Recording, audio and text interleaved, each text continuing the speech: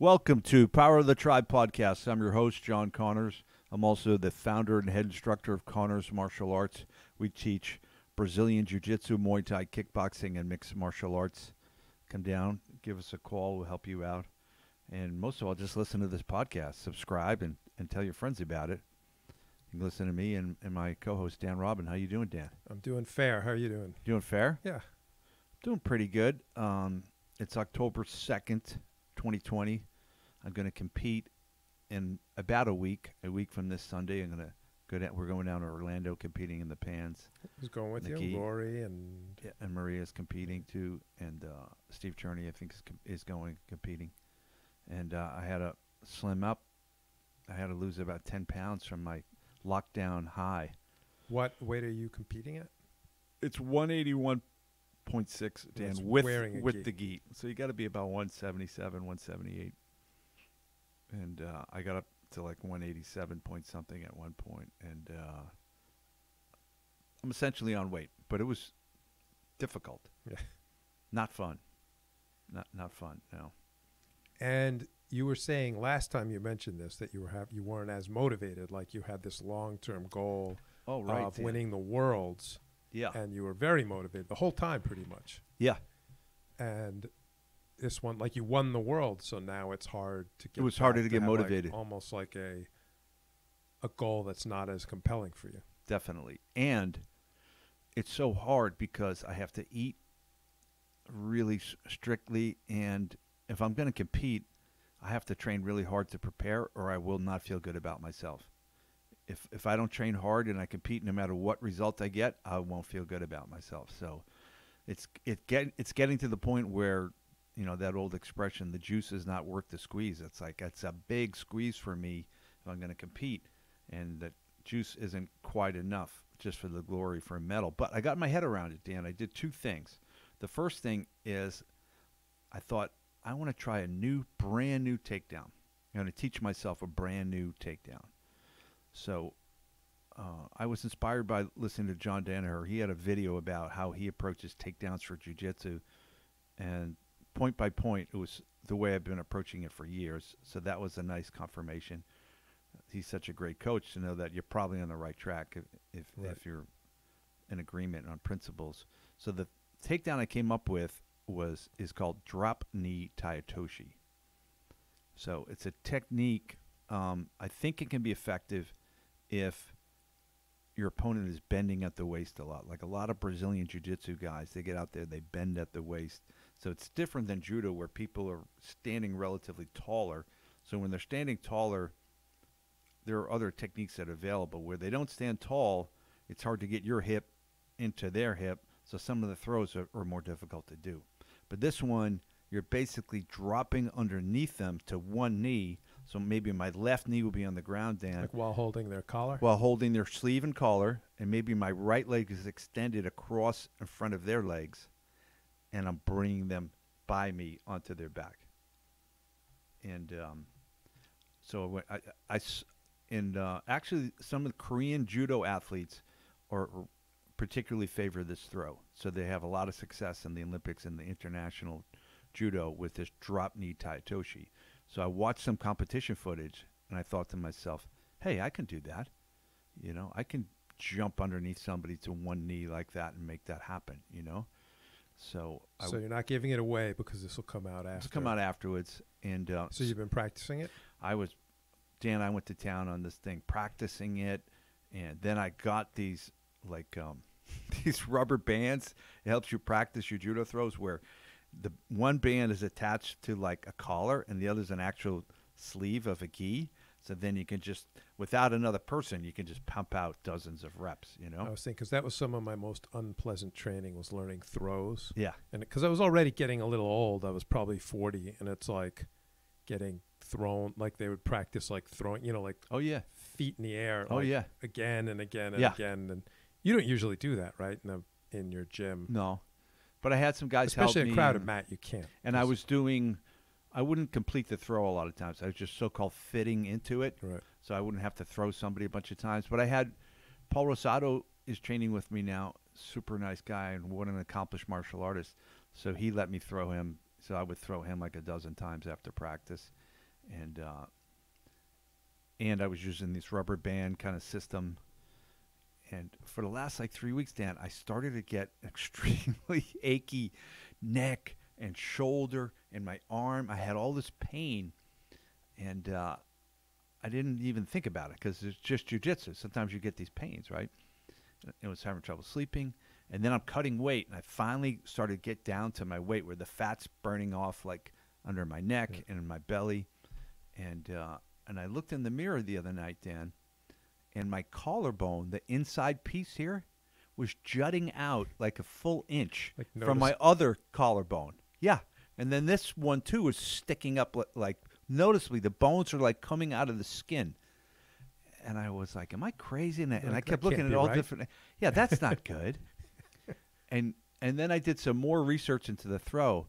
And you know what I found out? I was doing it incorrectly. I had the wrong grip. So I was basically, for the last 3 weeks, I've been plyometrically sort of paintbrush locking myself, like giving myself an Americana forcibly like 1,000 times. So much so that I was pulling. When I do this right now, Dan, I can feel it. I'm pulling the collarbone out of my chest. And so I'm such an idiot. I said, oh, that's what I'm doing wrong. And actually, there's a famous judo teacher, and he was a successful athlete. I think he was like a 2-time world champion, Neil Adams. And he had a video on YouTube, and he described how you don't want to have your shoulder in front. It's almost like you want to have your fist in front, so you're punching forward. You know what I mean? I was doing this when my shoulder was leading, so it's almost like a baseball pitch. And I was just putting this extreme stress on the whole right side of my body where I almost pulled my own collarbone out of my chest. So I stopped doing that. Right, because that's like I could just picture that's the competitions when it would have gone. Right, they were just like collarbone straight out of the skin. But I fixed it, so I'm still going to try the technique. But I've changed my gripping now, and it's like night and day. And I was doing the wrong angle. There was a lot of mistakes I had in my technique, which I guess goes to show you that especially with takedowns, you should be getting proper instruction. And so you're doing the technique properly. So it's proper technique makes it more effective, but it also keeps you safer and your training partner safer probably. So. And the reason you're doing this, you just want a more effective takedown. You want something that interests yourself. That's it. I wanted to introduce a new variable, so I didn't want to go down there just to win. It's like, let's see if I can go down there and execute a brand new takedown that I've never done before. That's it. I think a lot of people are just like, I have to try to win. Oh, right. There's some confidence that you have to be like, winning is not enough. Well, it made it more interesting, Dan. And it gave me a bit of motivation. I guess tangentially related, but I was thinking about, because we've talked about this before, when Bill Belichick was talking about Cam Newton. Okay. He's been praising him up and down, which is a whole other topic. But the praise that he said that stood out to me, he was like, some guys, like if you're good at the bench press, you'll always be on the bench press. And it makes sense. I mean, it makes sense to everyone listening, right? If you're like really good at the bench press, you go to the bench press. You kind of we like to do what we're good at. Yeah, you're good at it. You feel, and he was saying even on his NFL teams at the highest level, that's what people do. If you can do something good, you always do it. Do more of it. And what he was saying is Cam was the rare athlete who would always focus on what he wasn't good at, and he would always try to work on what he wasn't good at. Yeah. And I thought that really applies to jiu-jitsu training, right? Yeah. Because I imagine anyone listening that does jiu-jitsu feels the pull of wanting to do what you're good at, right? Like you don't want to work on what you're bad at. Like you're either getting smashed or you look bad. Probably look bad's even worse, right? Like look bad. Yeah. You feel like, oh, this person's getting the better of me, but if I just did my strength, I could have got the better of them. So it's a huge pull. And a real mental shift to be like, I'm just going to not care about what they think and work on my weaknesses. Well, this isn't a little different because you're not working on a weakness, but you're not just going to your strength. What I'm trying to do, Dan, is it's the mantra I've been using for the last several months at the Academy is development. I'm trying to develop myself. One way you develop yourself is introduce a new technique. So I'm excited about it. And I was also thinking, Dan, that you know, I was listening to, I think his name's Lex Fridman. He's a MIT guy, and he has a podcast. He's been on Rogan a couple of times. Interesting guy. I think he's a black belt in Brazilian Jiu-Jitsu. And he was interviewing, the guy's name escapes me now, a scientist, and they were talking about evolution. And the guy said, well, of course it happens on an individual animal level. You know, they're two dogs or two lions are competing individually with each other, two humans, for resources, you know, for mating opportunities and all this other stuff. So that kind of survival of the fittest and natural selection happens at that level. But then he said it also happens at almost a systemic level. I don't think he used this term, but I got this vision of an ecosystem. So if you could think of a certain ecology, maybe an ecosystem where maybe you're near a plain at the edge of a forest, and the flora and the fauna are such that it's all complementing each other. So even though the animals in there are competing, you know, intraspecies and maybe interspecies, the whole place is thriving. You know what I mean? So there's competition happening at the whole level, but the net result of it is you get this really evolving, thriving ecosystem. And so that's the idea that kind of grabbed a hold of me, and I'm like, well, that's what I want my academy to be. Right. I want it to be that kind of ecosystem. And of course we're all struggling with each other when we're in there competing, but that's it. So then when I thought of that, then my motivation is what's going to serve that ecosystem. So if I go compete, you know, getting another medal doesn't really improve the ecosystem, but learning something about competing, you know, getting some insight I don't already have, that would help the ecosystem. Right. And then that kind of flows right into that idea that Joseph Campbell had about the hero's journey. And part of the hero's journey, you know, there's all different steps in it.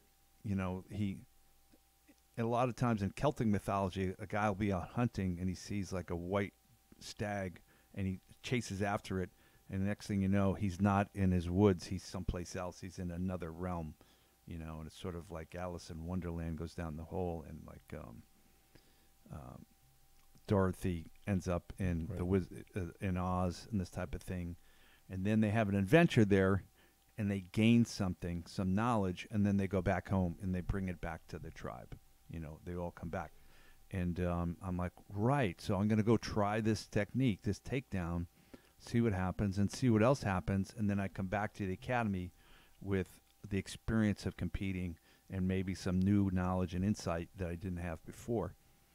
And I certainly have the insight of here's how not to rip your own collarbone out of your chest by doing this technique incorrectly. Yeah, so I already figured that out.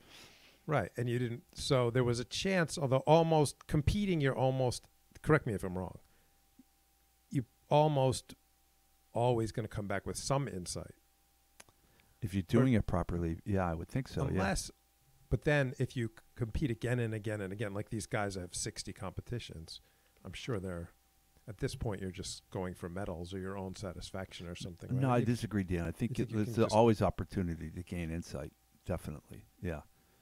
Yeah. And I think the more relaxed you are, the more comfortable you are in the environment, then you can see more and you can take more back. You can learn more. Right. And this is a good example for what you're doing now. Like you're trying a new takedown in competition. Yeah. Certainly your first time back after not competing for however many years, you probably wouldn't want to play around with these kind of things. Maybe not. And I think I was so probably tight and nervous in those competitions that it's harder to come back with some kind of nuanced insight, you know, because it's just happening so fast. And you're just. And what do you think about nerves? Like, do you think you've beat it now? Like, was it just a few? I think it's on a continuum. I think I'm getting better with all of it. And I did a lot of research and I came up with a lot of different techniques. And I'm really focusing on my breathing now. I got that book called Breath by James Nestor. He was interviewed by Rogan. And this guy sort of, he's a really good writer. He reminds you of like maybe Malcolm Gladwell. Like they take some kind of real thing that exists in the world and they write little stories around it that make it interesting. It's not that interesting to me. I'd rather just have the information, but you know what I mean, right? Yeah. And one of the big themes from the book is that breathing through your nose is essential and so much healthier than not. and how many Americans don't do that. They breathe through their mouth, and it affects their health in a lot of negative ways. Wait, people walk around breathing through their mouth? A lot of people do, Dan. A lot of people have deviated septums. They have blockages. They have allergies. They have all these different issues where they don't fully breathe through their nose. And at night, they don't breathe through their nose. So I notice that sometimes I might fall into breathing through my mouth when I'm sleeping. So if I wake up, I intentionally close my lips together and really focus on breathing through my nose. This guy actually has this special tape that's like a light tape that lightly keeps his lips together. Yeah, and it's apparently has big benefits. One thing is you get an injection of nitrous oxide in your sinuses. That's a vasodilator, and supposedly your oxygen uptake is 20% more when you're breathing through your nose than through your mouth. Would you consider getting the tape for the gym, and then people that make annoying comments to you, just tape you'd be like, I think shut. You could benefit from the use of this tape? You need to breathe more through your nose. Yeah, just say, I think you need to breathe more through your nose. And talk through your nose, too, yeah. Keep your mouth shut when you're talking, please. And just tape your mouth shut? Yeah. It's just a thought. Definitely a great thought. We're also going to, are you considering introducing other flora and fauna to the academy to get a more complete ecosystem? I just thought of that. Because right now it's just pretty much humans. That's it. Well, yeah. We got a couple species in there that are borderline human. Yeah.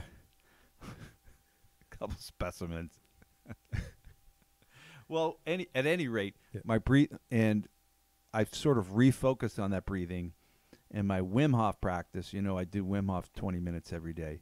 It's actually improved my practice. Just reading this book and getting not even anything other than just focusing. I have the same. I haven't changed my approach to the idea of breathing, and it caught my interest as like, I bet that's something no one pays any attention to. Right. And seems like could be helpful in a variety of ways. Yeah. And then I never do anything. Right. I don't do Wim Hof. I don't slow myself. Well, I don't do like 5 slow breaths, nothing. Right. Well, if you think about it, you could go a very long time without eating any food, right? Depending on how much body fat you have. I think it's been on record where somebody went a year without eating any food. You can go a good time without drinking water, maybe a couple of weeks, 3 weeks or something, depending on situations, right? And without booze, you can go like 3, 4 days. 2, yeah. Right. Without sleep, you can go 2 or 3 days or something, right? Without breathing, you could go 3 minutes maybe. So it's probably pretty essential. Yeah, there's probably a lot of leverage there. I did have a lazy thought, which was, it sounded like a cool idea. This was like a week ago. I was like, wait, I could make a life change just sitting on my couch by Googling, like, figure out how to go. Like, right now, I can't hold my breath that long. Everyone's like, the average person does 2 minutes or something. And I'm like, I cannot do 2 minutes. I'm like 40 seconds. I'm like, I got to breathe. So I'm like, what if I just Google, like, how to get so I can hold my breath to like 3 minutes or 3.5 minutes or something? Yeah. And then I can just sit there watching TV and practice this. And then I was like, that has to be life-changing to be able to go from like 45 seconds of holding your breath to 3 minutes. It has to have some change. I think it has a lot, Dan. So what this guy speculates in the book is that that feeling you have where you want to take another breath is actually stimulated by an increased level of carbon dioxide. So it's not a lack of oxygen that triggers that. So apparently we have these chemical receptors, these chemoreceptors in our nervous system that measures how much oxygen we have or how much carbon dioxide we have. And when we breathe in a shallow manner, if we don't breathe through our nose, what happens is that calibration narrows. So then, 45 seconds in, when you have a small buildup of carbon dioxide, you feel like you need to breathe. And those receptors are related to your autonomic nervous system and to your stress response. So that is going to give you a stress response sooner if those things are narrowly calibrated. So when you do this type of breathing, like this Wim Hof, or like you said, some method that allowed you to prolong your breath hold, you recalibrate those chemoreceptors and you spread them out. So it actually ends up supposedly, bringing your anxiety down. So it's going to be harder for you to have a stress response. So you've talked, because I talked myself out of doing it entirely, because when I looked at how to do it, I was like, it's not like my lungs are getting stronger. It's like techniques that were like, just do a bunch of quick breaths to oxygenate your blood and this kind of stuff, where I was like, well, I don't need a trick. But you're saying even if it's a trick to do it longer, you still get the benefit. Because you're changing your nervous system, and you're affecting these chemoreceptors. So it's totally physiological. It's not psychological. So I'll hand this book over to you. It's easy enough, and he has he has at the end, he catalogs all the different breathing methods and describes them briefly, so you don't have to read the whole story about his different adventures and meeting wacky, interesting people that you could go right to the back and get the best information. But I think you should check it out. I think you would like it. I suspect, based on your personality, you're so low emotional variability guy, you could probably hold your breath really freaking long if you looked into this. Yeah. I don't know. I don't know if anybody else had that correlation, but I suspect that's correlated. So I think I could be calm, but I do start feeling that urge to breathe. Yeah. I feel like it's not people, you hear like a minute and a half in, and I'm like, no way. I start feeling it. So mine recently, after I read that book, my breath holds have totally increased. Yeah, pretty significantly. So now I do 3.5, sometimes 4 minutes. Yeah. Wow. And I feel good. So, so I would like to have a very relaxed, cat-like performance at the Pan Ams. And and now that's the two-step. We kind of got away from it. Let me just summarize. So the new technique and the idea of just improving my ecosystem has re-motivated and reinvigorated me to compete, and it's taken the pressure off. So I'm not sweating about winning. I was before I came up with this approach. It was kind of a lose-lose. It's like if I don't get gold, I'm gonna feel shitty. Now I probably will a little bit, but not so much. I'm not really sweating that much. Because there's a way where you could not get gold and be like, I still learned some things, and I nailed the takedown. And and it's going to help the academy and make a better ecosystem for our guys, and gals, women, So, and that breath book is very interesting. Yeah, it's very cool. And I was thinking you can practice, like the laziest practice, you can literally practice on your couch, right? You can. You don't have to lying in your bed, you can do it. Yeah. I do Wim Hof lying in my bed, And I think it helps your health, for sure. Yeah, definitely. So I have a question. I was thinking about it for competition. I think I've touched it on it with you, but not on the podcast, which is, so this is a little tangent, but it just reminded me of it. We talked about how, I guess what reminded me of it, talking about competing, and while you were talking about evolution, I had a tangential thought about the sport of Jiu Jitsu evolving. Yeah. You know what I mean? Yeah. And so we mentioned briefly that Jiu Jitsu for competition, I think I told you was it a Danaher video that I saw. Yeah. Where he was saying it's the single least effective technique that's just a staple of jiu-jitsu and never seems to work. And he was talking about getting an Americana. Yeah. Right? Mostly, was he from a certain position, like cross-body or any? I don't know if he specified, but typically people go for it cross-body, I would think, or maybe mount. Yeah. And even Kimura, correct me if I'm wrong, but it seems that it's reached a point in competition where you can use it to sweep, but people can finish. Kimura is good. Okay. Just the structure of the Kimura is that when you're applying the pressure, you're also naturally controlling their body somehow. When you apply this pressure, I don't know, it's hard to control their body at the same time. People kind of roll away from you. Yeah. I mean, we saw Derek Lewis, this Russian world champion in Sambo. He tried to do it to him twice, and that's how Derek Mitchell got up. That's how he escaped. And McElligott, I think it was his last fight, he tried it on the guy, and the guy escaped. So I think part of it is both of those, McElligott's opponent and Mitchell, that they're kind of barrel-chested guys. Derek Lewis. Yeah. They're Derek Lewis. Yeah, they're barrel-chested guys. So that kind of maybe makes it less I remember stable that to escape control from them. he was fighting the guy who got the. No, he was a different guy. Oh, that Dan. wasn't the guy who No. tapped it from. Yeah. Oh, it was someone else. Oh, Yeah. Okay. I think it's Bloiganoff or something like that. Yeah, I don't know. But the thing is, he doesn't. It's not like, oh, I have an escape from Americana. Like it seems like just. No, he just instinctively turns and rolls and gets the heck up. Yeah. And it works. Yeah. Yeah. So, I guess my question. First of all, you agree with that, right? Like it's for competition. It's just well, sort first of all, it. it's empirically correct. Like when you look at, here's the techniques that are winning tournaments at the highest level, that technique doesn't show up. So if Danaher just says that, that's utterly valid, and then you can assume that it's because it's something mechanically about it that's just not as effective, which I think it probably is. Right. Yeah.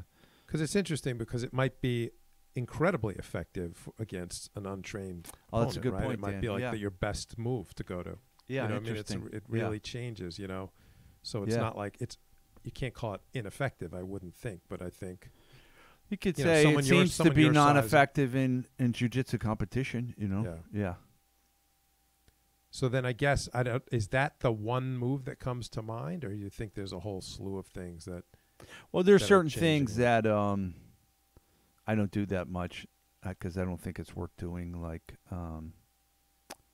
some people will try to do a modified scarf hold. You know what that is? That kind of modified Keisagatami where they're in side control and they pick up your near side arm and they kind of sit their legs through. Yeah. I generally find that's not stable, and sometimes in the transition to sit through, you're really unstable, and there's an opportunity for the guy to escape. So put you on your back? Is that they could put you on your back? That's the risk. So the only time I lift my front shoulder up when I'm in side control is when I'm so dominated I'm over their face. You know what I mean? Where you're going for like a side control crucifix, like Khabib might do, and start punching the guy. But when I'm lower on their body, I never want to lift up that front shoulder just because it's such a perfect platform for your opponent to push on and create some space. So I don't do that. I don't teach that to anybody anymore. Yeah, it's very interesting, Dan. There's so many techniques in jiu-jitsu. I think there's one school of thought is we're going to teach the white belts these techniques, and then we're going to teach the blue belts these, the purples another set, and then the black belts will get a completely different set of techniques. But I think it's probably more effective to say, let's teach the white belts what works at the black belt level and just focus on those techniques so they don't have to acquire and then relearn or dismiss techniques as they progress. That doesn't make any sense to me. I like the techniques that I can say to my students, yeah, I use this to win a white belt match, and then I've used this to win a black belt match. That's a probably pretty sound technique, right? Right, but it also calls into question, I mean, I'm sure it can be done, depends on how it's done, but the sort of idea of like, here are the moves to get to blue belt, and here are the moves to I don't get like to that purple anymore, belt, Dan. Yeah, I don't like that. It has to be adjusted, I would think. Right, to yeah, just be like, I'm thinking about it now. It's just effectiveness. What it really comes down to, if you're going to measure somebody's jiu-jitsu, is how effective are they, right? I think that's ultimately the most important thing, right? Right, because you could, if you have sort of these, you could learn all the moves for a black belt and be completely ineffective, right? You could be like, Now you're talking about what's the definition of learning? Yeah. So yeah. Yeah. Right. Yeah. Yeah. And I feel like most places have moved away from that sort of checklist. I don't know. Approach. I have no idea, but I'm not positive either. We're doing classes again, and we have some guys that are very good white belts right now, and I'm teaching them the stuff that I do, and they're picking it up. So I think they can learn just as quickly, these more sophisticated techniques, these black belt techniques, than some ham-handed kind of white belt techniques. So that's what we're doing, and right now it looks like it's really working well. So I'm pretty happy about that. Yeah. Cool. So did you have something you wanted to do now? Or? No, I'm a blank slate here. Yeah. I've got something. Which again, I just thought it reflected on our podcast, which is always what I think is a good thing. Yeah. And I don't know if you saw it. It popped up on Facebook. Okay. And it was they interviewed Navy SEALs. Okay. About the secrets behind is something like the secrets of Navy SEALs mental toughness. All right. Right. And they came up with the like what the Navy SEALs said that was that like in their head, how are they tough? I guess everyone knows. Is there a list of things they came up with? 6 things. 6 things that create Navy SEAL-like toughness. Is that the idea? Bulletproof mind. Bulletproof mind. 6 secrets of mental toughness now, from the Navy SEALs. Is that an article that was written by somebody? Yes. Who was it written by? Do you know? Charles Chu. I don't know him. CHU. Cool. I don't, it's not jiu-jitsu related. I think it's fascinating though. Yeah. Let's hear it. And so what struck me, and let's see if you feel the same way, was that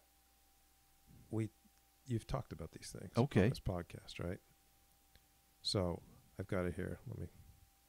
My phone is of course going haywire. All right. They say this, technique number 1, and it says, eat the elephant. And what it means is there's like an old saying or riddle, whatever you call it. How do you eat an elephant? 1 bite at a time. Yeah. Right. And so that's what they're saying is secret to toughness once. It's just like we've talked about these kind of things, a marathon, a daunting task, Navy SEALs training. How do you get through it? And it's sort of 1 bite at a time, right? Right. Like, to me, it reminded me of the ultra marathon people that were saying, and I told you it really affected me. He'd say at mile 10, I'm already hurting in a 50-mile race. That's crazy. And it's like, how, it seems impossible to deal with that. And he said the whole thing is in your head. You have to realize maybe it won't keep getting worse. And I realized that that's a big part of all my discomfort. So when I run, it's not 50 miles, but say I'm going to run 5 miles. And for whatever reason, it's a bad day and it hurts at 2 miles. It can hurt really, 3 miles. Yeah. I think part of your pain or your like despair is like your pain is going on this upward trajectory, and you're like, I can't, if it keeps going like this. Right. I can't. You're imagine projecting 4 it to miles worsen. and 5 miles. Yeah. And it doesn't always. Does it? No. And I've actually it actually helped me like that to think. Take it easy, like just run, like just make to the corner. There's no telling that you're going to be hurting worse in a mile than you are now. Maybe you'll be feeling better, and often I am. Because especially with running, it happens to do with hills and temperature and everything else. So, and I think your pulmonary system might warm up at a different rate than your muscular system and things, right? So you're feeling like I have times where I go out for like a 5-mile run, and I'm like, I'm already hurting. I'm at the neighbor's house. I'm 100 yards in. I think it does sometimes happen, like what you're saying. Like my body goes like, oh, are you running? And like it starts hurting like off the bat because I don't do the proper warm-ups and stretching and all this kind of stuff. Who would ever do that? Yeah.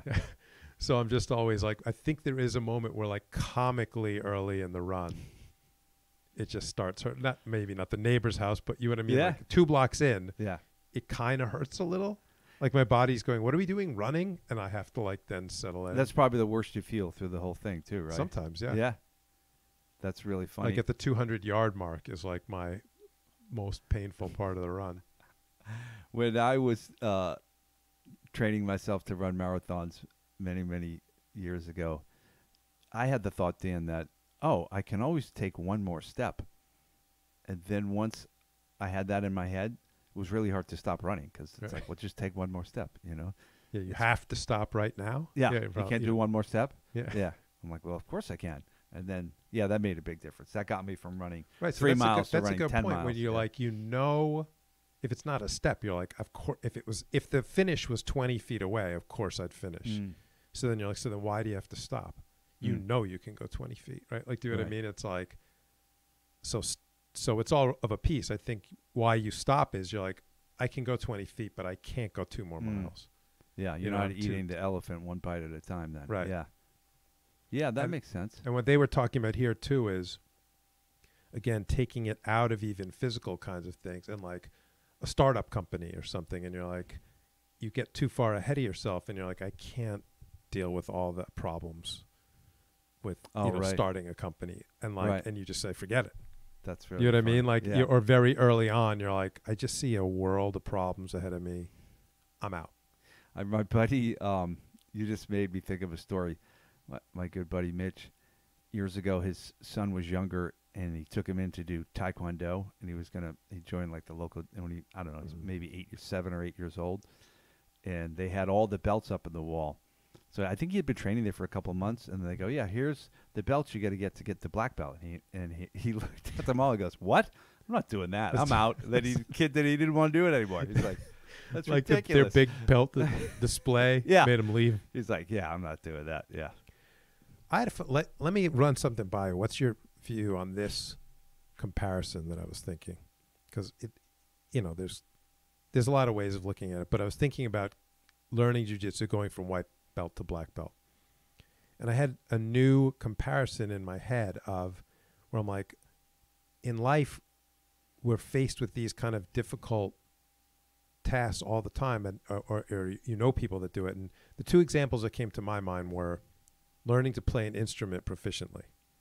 Right? So I'll start with that one, where you're like, so I played guitar a little bit when I was younger, and I couldn't imagine getting, it's like I can play this chord and this little tune, but I was like, I can't imagine how you can get to just comfortably, without thinking it, play along with a song, and like have someone else play and be like, oh, I'll join in. I was like, I can't even see that like it seems so far ahead of me. Yeah. I absolutely I got stomped on by the elephant.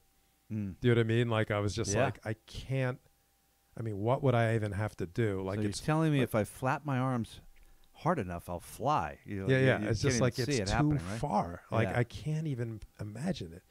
And you'll see the jiu-jitsu relationship here, obviously, where if an instructor is like, just stay with it, you'll get there. I'm like, I don't think so. And I think a lot of us had that. You had to play some instrument when you were younger, and you all see that. You go, I don't see how I can get there. And the other example I had was learning a language, and you're like, you take 5 years of Spanish or French or whatever it is, and you're like, then you turn on like a Spanish soap opera, and you're like, I can't understand a single word they're saying. Like, how could I ever get to fluent in this language? And you're like, it's too far away. You sort of have to live in country and force yourself to use the language for a year every day or something. Yeah. Right. So I think there's a parallel with jiu-jitsu where it can be like, how can I get that good? And people might hit it at different levels. White belts might see it, and the people that leave after two weeks, you might get the purple belt and just be like, I can't see getting that good. Like, I've been doing this for years. Like, that's how I felt. Like, I was the person who took Spanish for all those years, and I was like, I don't see how to get the rest of the way. And then one answer is like related to what you said. It's like, well, you have to move to the country and stay there. And you're like, well, I'm not doing that. And then you see the jiu-jitsu parallel where you can start to feel like, wow, what would I have to do to get like, it's like, well, so I 6 days a week. And I think the equivalent is that, like really increase your training and compete. So if you're just focusing on developing your game, let's say you're a white belt and you start going to white belt tournaments, you start beating everybody, and then, I must be a blue belt because I'm doing so well, and I'm beating all these other guys in competition. So then it just answers itself. Then you don't need stripes. I don't need to get 4 stripes and then get my blue belt. If I'm just developing myself constantly and I'm competing and I'm doing remarkably well, then I guess I'm there. That's the equivalent of going to a country and immersing yourself. There's a really cool book by Stephen Pressfield. Do you know that author? I don't. So he wrote some great books. One of the books was called Gates of Fire, and it's about the Spartans at the Pass of Thermopylae. It's a historical fiction, really cool book, really well done. He also wrote Bagger Vance, which was a movie. I never saw that one. Will Smith. Yeah, right? yeah. But then he wrote a book called The War of Art, which is just a great book about how to overcome sort of procrastination and if you want to write or do anything. And then he has another book called Going Pro. And he makes the distinction between an amateur and a professional. And when you decide to go pro, you start doing sometimes small things that really add up and accelerate your development over somebody who's not doing it. So one of the small things, Dan, is my son's doing this all the time now. I'm going to start doing it. I bought him a little sort of easel for his phone, and he just videos all his sparring every day. And he probably trains twice a day, and he videos it. He doesn't have to he doesn't have to look through all of it, but he can go, yeah, I got swept that one time, and he can fast forward, find where some important moment was, and get that third person perspective on it. Right. And I think on this podcast, you a lot of the time try to convey these little things that people can be doing. Right. I would say here's the flip side too. I think, like with any skill, but certainly jiu-jitsu, people hear too many little things, and you're like, I can't remember all the. You know what I mean? It's like I've heard 100 things I could be doing to improve. I think it's mostly jiu-jitsu that's going to improve you. So, back when I was a white belt, blue belt, purple, and so forth, there really wasn't any instructionals available. So the way to get better is I would show up to class early. I would roll for 10 or 20 minutes before class started, and then I would do all the classes they offered that night, and then I might stay extra 10 minutes and roll with somebody. So then I was getting, maybe 3 or 4 times the amount of training in one night that some other person did who just came up, showed up for class, did the one class, and left. You know what I mean? So you start compressing your training into a smaller amount of time, but you're getting more out of it. And we got a student now who's a white belt, soon to be blue belt, Kevin Malloy, and he's making great progress, and he started doing it as well. So it's kind of like it's a simple little thing. So then I saw him, what he does now is he comes to class, he rolls in, he videos it all, and then the next day he'll come in and he'll ask Rory, he'll come into the office and say, Rory, look at this position here. I got passed. What should I be doing here? And then he gets this, expert insight into the position where he's having a problem. And it sets you up to be, you're developing yourself. You're not going in there every day and having like a little tournament and winning and losing. He's really developing himself. So I call that going pro. And I think when a person decides to do that, their development just accelerates past the norm dramatically. So I thought that was pretty cool. Okay. Should we try to get through? How much time do we got? About 15 minutes, I think. All right. Because we usually don't get through. We usually don't get through. That's fine. We can get. There's only 6 though. And the things, again, I think we've covered them. All right. So technique number, like at some point in the podcast, we've covered them. Sure. Technique number 2, visualize success. So I think this was the author was saying it's surprising that Navy SEALs would rely on this as one of their major things, but it doesn't surprise me really. And they were saying that the example he gave that in this article is that it showed basketball players could improve their free throws by 23%. That sounds like a lot. Dan, that's some dopey study that's been kicked around for decades. I take that with a grain of salt, but I do just feel intuitively that visualizing success is important.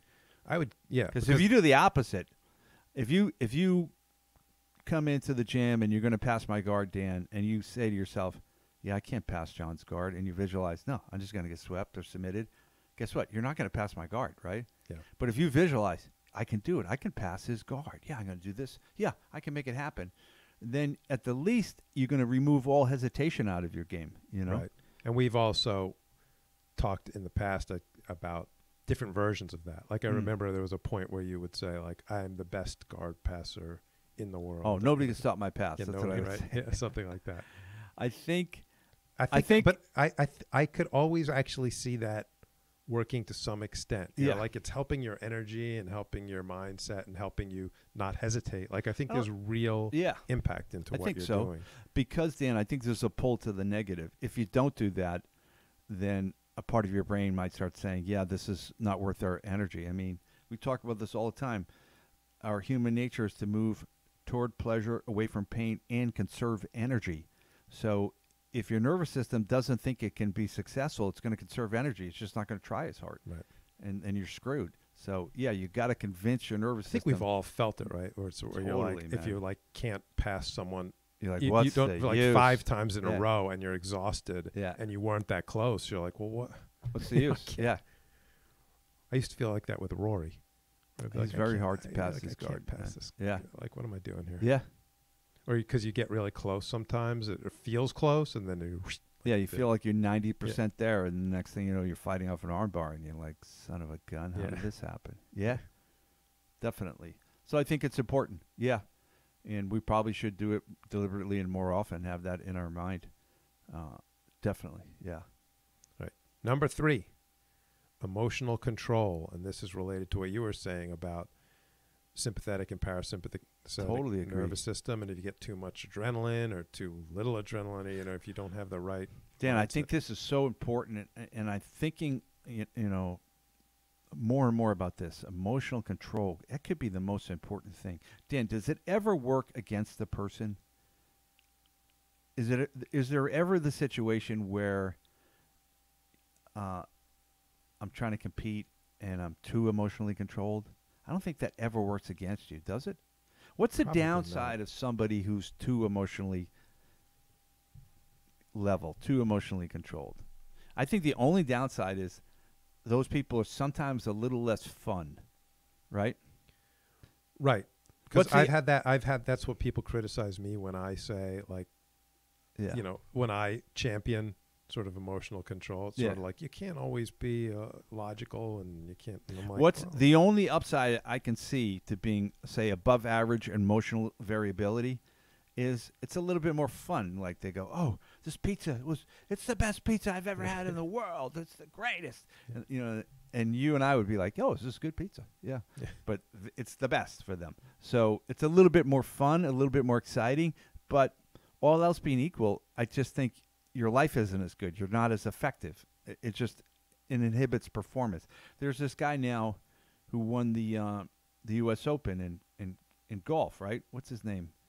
Bryson DeChambeau or something like this. And that's one of his big things is he uses neurofeedback to lower his emotional variability, keep himself calm, and perform better. So I think that's huge. Yeah, I'm going to be working on that, actually. Right. As soon as we get off this podcast. Yeah. I think that, and the next number 4 is the same, is related to me. They say non-reactivity. That's exactly the same thing. It's the same thing. Yeah. They were saying, especially for Navy SEALs Hell Week, it's like, I think what they do is like, they were saying you get as low as you can go. Yeah. And then they start kicking you. Yeah. You know they're trying to get like, you to quit. They got to get 80% of these guys to quit, to go ring the bell. Right. So they're just like, the sooner we get the requisite number of guys to quit, we can all go home. I would guess you almost have to have some element of non-reactivity, because if you're like getting upset by what they're saying to you, then you're I had a conversation with the great Mark Delagrati a couple of weeks ago, where he was talking about a time he came downstairs and the guys were sparring, like team sparring, kickboxing, and he said, I just got a bad vibe. And I stopped the class and I said, you guys, you don't look good. You look sloppy. This isn't good. Somebody's going to get hurt tonight. And then he said later on, about 5 or 10 minutes later, somebody cut themselves. And what he had noticed is people were being too emotionally reactive. So they were taking it personally. So what happens is if you start getting a little too emotionally reactive, if you get hit, you take it personal, that son of a bitch, and you want to get him back, and then that creates a less than ideal training condition. So people are less interested in developing themselves, and then more likely for some accident to happen or bad feelings, and you're just out of that mode of developing yourself at that point. Right. Needless to say, it's going to be sort of extra difficult to do these things in a combat-related sport, right? Like it's just more. But the more you can do it, the better off you are, for sure. Yeah. Any more? Yes. Number 5 is, it says, appreciate the small victories. It's a little bit like eat the elephant to me, but you know what I mean? Like appreciate the small victories. Yeah. So like if there's a lot of daunting or negative things happening to you. I think I see what they're getting at. I watched a little clip of Gronk practicing with the Bucks, and he just seemed like he had such a great attitude in practice. Like he'd make a catch, and he was like, "Did you see that catch? I didn't think I was going to get it, but I pulled it in." And he had almost like a kid's perspective and a joy. And he was training hard. He was practicing as hard as he possibly could, but he was kind of celebrating the experiences, and it seemed like it gave him really good positive energy. Yeah, and I could see it in jiu-jitsu too, because everyone's going to have a run where you're having negative experiences, right? Like bad rolls and you feel bad. And well, there's that old cliche about a quote from Winston Churchill where success is going from one failure to the next without a loss of enthusiasm. I think I paraphrased it, but I was thinking about that. That is really true. Like if you can do that in jiu-jitsu where you just don't lose your enthusiasm. Like I was training with Rory one day with no gi, and he was trying to pass my guard, and man, he just wouldn't stop trying to pass my guard. And I realized I got to be good with that. I got to just keep defending and attacking, actually, is what I needed to do more of.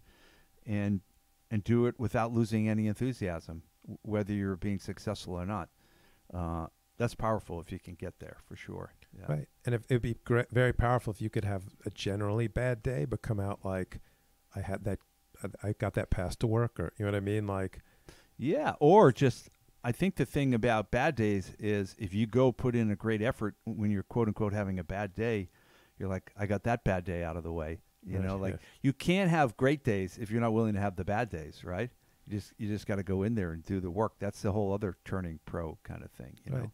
And you should, if you also have your mind in the right place, you'll have fewer bad days because you won't be like, I had a bad day because I lost to these people who I usually beat, because you're more thinking about what happened. A bad day should be, I didn't gain any insight on my jiu-jitsu at all. I didn't develop myself at all. That'd be probably hard to do. Yeah. Right. And the final point, number 6, is find your tribe. You're kidding me. Yeah, no. That is awesome. I don't see how that relates. You sure didn't say listen to Power of the Tribe podcast? I think that was in the I think all Navy SEALs should be listening to us. Yeah, I didn't really see how that one applied to this podcast, but I think if you're you have strength when you're doing something for a group. Sure. You can withstand a lot more pain and discomfort. Sure. Definitely. Yeah, that makes perfect sense. Yeah, I've seen some interviews of guys who have gone through Hell Week and become Navy SEALs successfully. And some of them had family ties where, my family's all in the military. One guy expressed it that, quitting wasn't an option. He goes, if I dropped out during Hell Week, I couldn't go home. So, it wasn't even an option for me. So I made it easier for him in a way. I think most of the people that make it through have some version of that, right? Like I cannot drop out. I would think so, yeah. I saw one, there was a special where they talked about it. I think there might be some people that are just so physically and mentally sort of gifted that it's just not as hard on them. Like, do you know what I mean? Like they're just sort of... Has to be, Dan. That makes perfect sense. If you were just some dolphin of a swimmer and... Well, I think if they do all these things where you're scared if you're going to drown, but if you can hold your breath for 5 minutes, like they're spinning you around underwater and you're like, I've got 4.5 minutes. You know what I mean? Like I've got a ton of time, you know? Definitely. Yeah, that must help for sure. All right, we made it through it. Yeah. We got through the whole list. That's perfect. Perfect time to wrap up. So thank you guys for listening. Please subscribe. Click on the notifications so you get notified when new episodes come out. And we'll talk to you soon.